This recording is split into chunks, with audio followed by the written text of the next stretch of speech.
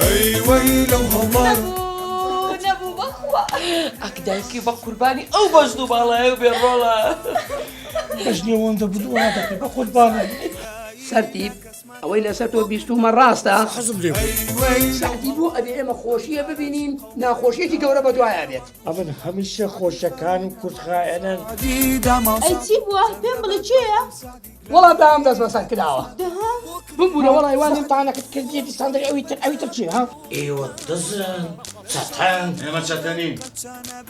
ئێمە تعدامان لێ دۆستی بکەم دۆ چەت لێدەی خۆدایکوان چۆنن لیمۆ بیری چە و ساعتەکە دیادێت و ساعتەکە دەست بەسەر کراوی بەس نۆ شکایەت لەم بۆ دەکەم بۆ دەست بەسەرتان کە دێکا ڕۆڵە کاک سعدی بۆنیە بە 16 مێکزیمەنیەوە منیان کرد أي بابا ندري والله ما تورينا دەوێت ڕست و بەرەکەتی ئەم دوکانە هەمووی تێک بە وەکو خۆی قورکا بەسەریا باوێت پێ ڕازی نەکرا؟ دەچم لە دوکان ڕازی دەکەم داهات خوانیاندا وست ئارام ئەمن وتم دێم یعنی دێم لا يستطيع داهات خوانیاندا سلام علیکم وعليك السلام كوا دوو ماڵ و یەک سادی دووشەممە کاتژمێرنەوە.